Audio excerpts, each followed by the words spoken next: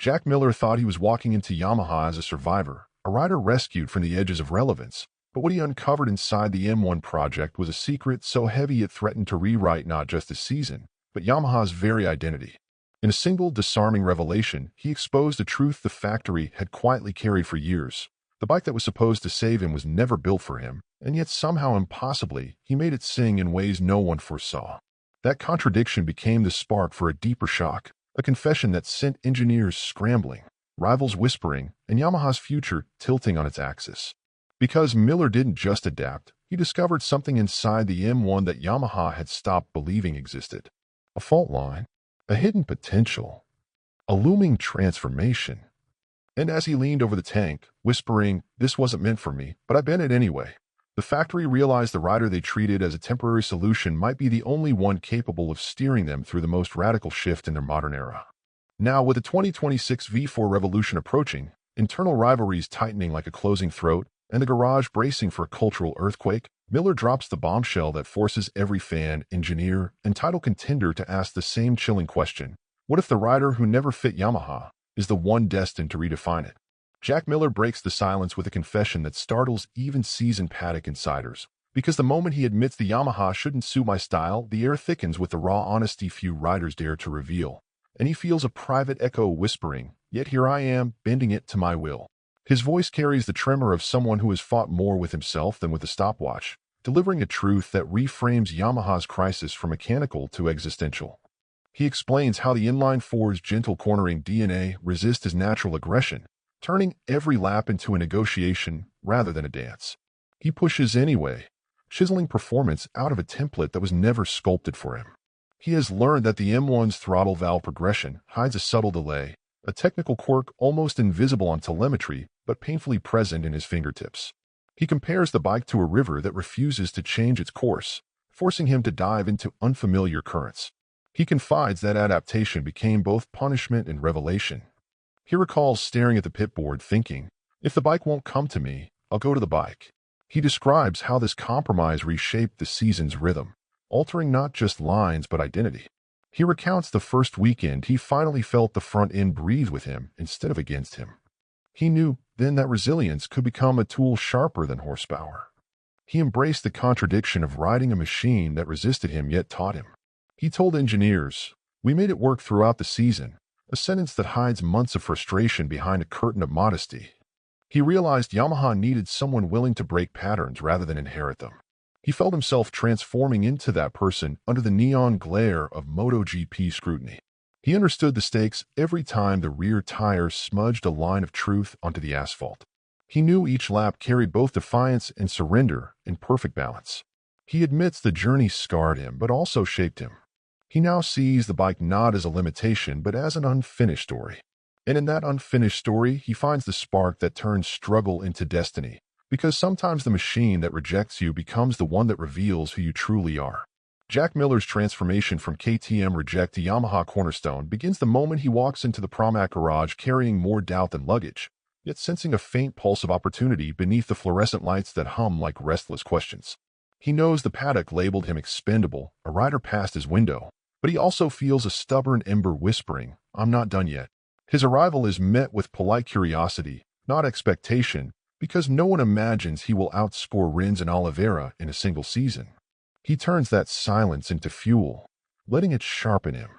He starts stitching consistency into weekends where Yamaha barely holds its shape. He delivers 5 top 10s that feel like small miracles born from relentless craft rather than raw speed. He quietly climbs to P17 in the standings, a position that means little on paper but everything in context.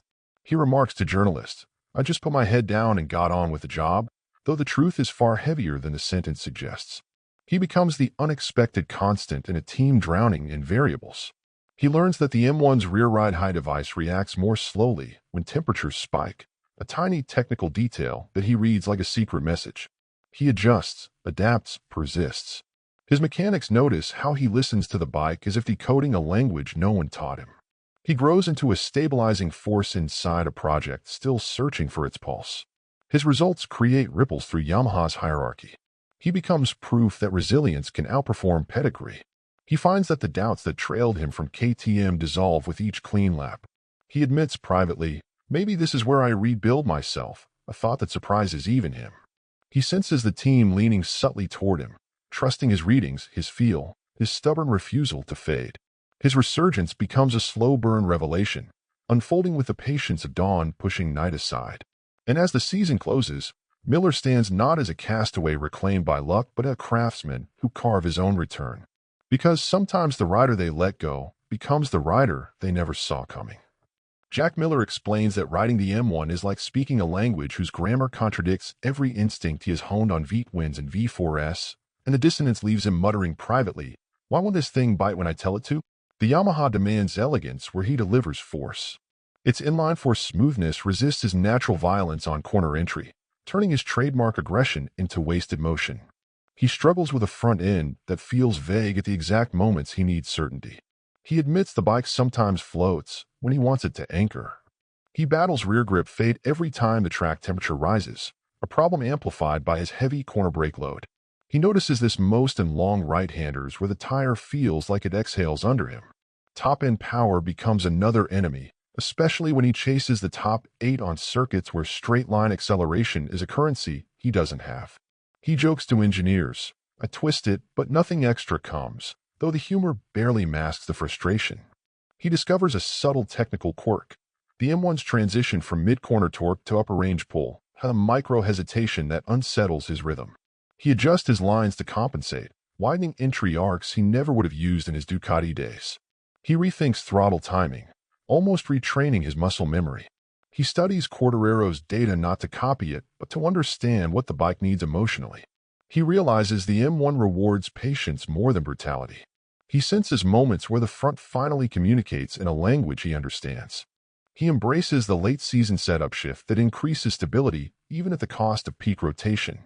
He murmurs to himself, "At least now I know where the tire is," a revelation more valuable than a single result.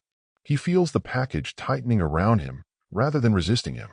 He decides adaptation is not surrender, but evolution.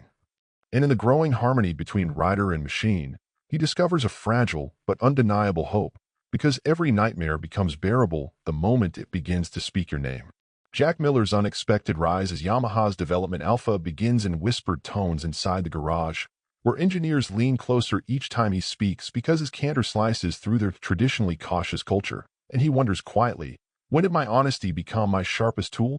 He brings a raw, unvarnished clarity they are not used to, delivering feedback with the precision of someone who has survived the extremes of Ducati torque and KTM volatility. He describes sensations, not cliches, turning each debrief into a narrative of forces, frictions, and microscopic shifts in balance. He tells them, the bike talks, but it doesn't whisper the right things, and they scribble faster. His technical vocabulary, shaped by contrasting philosophies across manufacturers, gives Yamaha something it has lacked for years, interpretive depth. He explains throttle pickup like a musician, discussing timing rather than speed. He highlights a tiny M1 trait few noticed, a subtle chassis flex under midload that changes tone when the tire carcass overheats. He gains credibility because every comment arrives tied to evidence on the data trace. He asks questions that unsettle assumptions. He brings color to a process that used to operate in grayscale. Mechanics say he feels the bike with his whole body, not just his hands. His presence gradually reshapes meeting dynamics, shifting Yamaha from polite hesitation to engaged debate. He becomes the rider who prompts engineers to challenge their own cautious habits. He senses the project leaning toward him for direction. He realizes influence is not granted but earned one honest sentence at a time. He adapts his communication to bridge cultures without softening his truth. He sees Yamaha waking from a long developmental sleep. He whispers internally, "Maybe this is why I landed here." And by season's end, the garage hums with a new tempo, because sometimes the loudest revolution begins with a man unafraid to speak plainly. Yamaha's announcement of a 2026 V4 engine hits the paddock like a tectonic shift, a decision so monumental that Jack Miller feels a quiet tremor inside as he thinks, this might finally be the bike that breathes the way I do. For decades, the inline-four defined Yamaha's identity, a philosophy woven into every championship memory, yet now the factory prepares to shed its own skin. The irony is sharp and almost poetic. The rider who struggled most with the M1's silky manners may soon become the one most naturally aligned with its future. Miller's years on V-twins and V4S give him an instinctive understanding of their punch, their rhythm, their muscular delivery. He remarks to the press, "A big change is coming, and I know what that world feels like." Engineers quietly acknowledge that his experience could become an anchor during the transition. He anticipates a machine that answers aggression with propulsion instead of protest. He imagines braking zones where the bike digs in rather than drifts. He senses the possibilities expanding like a horizon clearing after rain. A little-known detail excites him most.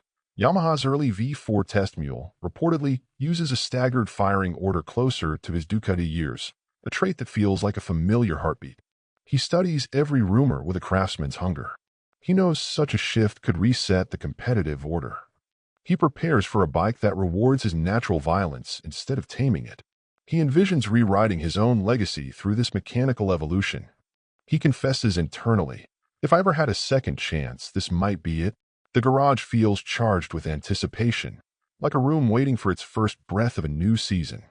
He stands on the edge of a transformation, both technical and personal. He understands how rare it is for a rider to meet a future shaped perfectly for his hands. And in that realization, Miller finds a spark blazing brighter than doubt, because destiny sometimes arrives disguised as an engine layout. Toprak Razgatlıoğlu's impending arrival in 2026 sweeps through the Pramac Yamaha garage like an approaching storm wall, and Jack Miller feels a flicker of unease as he admits inwardly, "This changes everything." The Turkish superstar brings a world champion's gravity, a force that bends expectations around him before he has even touched the M1. His entry instantly rewrites internal hierarchies, sharpening every glance, every debrief, every lap time. Miller knows the spotlight will shift, yet he also senses an opportunity buried beneath the pressure. He hears whispers comparing styles, temperaments, destinies. He ignores them, but they cling to the air. He tells reporters, "Competition makes us all better," a sentence delivered with a steadiness that hides its own tension. He studies Toprak's ferocious braking imprint, imagining how it might translate to Yamaha's evolving engineering path. He discovers a small technical clue about their potential overlap. Toprak prefers a rigid rear feel, while Miller thrives on controlled flex, a contrast that could polarize development directions. He realizes the garage may soon house two philosophies wrestling under the same colors. He imagines briefings where silence grows heavy before opinions clash. He prepares for weekends where tints become declarations. He accepts that admiration and rivalry can coexist like twin currents in the same river. He knows Yamaha craves a champion and may chase whichever rider shines first. He tightens his approach, refining every detail of his craft. He senses mechanics bracing for a new electric tension. He whispers internally, "I've fought harder battles than sharing a box." He understands that greatness often emerges in the heat of internal conflict. And as the storm gathers at the horizon, Miller steels himself with the clarity of a man who refuses to be overshadowed, because some riders become dangerous not despite competition, but because of it. Yamaha's identity crisis lingers like a long shadow from a Lorenzo Rossi era, a time when confidence was effortless and victory felt like a natural extension of the brand, and Jack Miller senses this fragility the moment he joins, thinking quietly, "They've forgotten how loud a team should believe." The factory's once assured posture has softened into caution, its culture drifting toward polite restraint rather than competitive fire. Miller steps into that vacuum with a voice unfiltered enough to jolt stagnant rooms. He brings accountability not as criticism, but as oxygen. He tells engineers, "If it's not working, say it," and the sentence lands like a door being unlatched. Mechanics begin speaking with new clarity. Meetings shift from courteous nods to meaningful debate. Miller's presence introduces a pressure that feels constructive rather than corrosive. He becomes a mirror that reflects Yamaha's hidden hesitations. A revealing technical insight emerges. Staff admit they often downplayed negative feedback to avoid derailing development timelines. Miller dismantles that habit with relentless transparency. He transforms silence into dialogue. He becomes the emotional barometer of the Pramac box. His laughter diffuses tension, but his bluntness sharpens purpose. He recognizes that leadership is not declared but absorbed by those who need it. He whispers internally, "They want someone to push them forward, so I will." The team slowly rediscovers its spine through his defiant optimism. Engineers begin tackling ideas once considered too disruptive. The garage hums with new conviction. And as the cultural shift gathers force, Miller reveals himself not merely as a rider, but as the spark Yamaha had been missing, Because sometimes the loudest revival begins with a man unafraid to tell the truth. Jack Miller enters 2025 to 2026 aware that his career balances on a razor's edge, and he feels a tightening in his chest as he admits inwardly, "Every lap decides who I become next." Each race weekend transforms into a hybrid battlefield of evaluation and experimentation, where Yamaha treats his sessions as both development groundwork and performance audition. He knows Quartararo remains the franchise centerpiece, absorbing most of the factory's emotional gravity. He knows Razgatlıoğlu's looming arrival will magnify scrutiny until even the air in the garage feels weighted. He pushes anyway, refusing to shrink beneath the expectations that crowd his path. He explains to journalists, "I'm here to build something, not just survive," though the tremor beneath the words betrays the stakes. He senses engineers watching him with a dual lens, half belief, half assessment. He understands that stability is an illusion in MotoGP, especially for a rider branded as a veteran. He studies data with the hunger of someone trying to outrun his own narrative. A subtle technical nuance gnaws at him. Yamaha's 2025 chassis update alters load transfer just enough that adapting quickly could define his future. He leans into that challenge with fierce intention. He imagines a version of himself who thrives under this pressure rather than buckles beneath it. He feels the tension coil around him like a rope tightening with every result. He whispers internally, "Prove you belong again." He knows his value lies in merging leadership with lap time, not choosing one over the other. He uses doubt as a sharpening stone. He walks into each briefing as if defending his place in the sport he refuses to leave.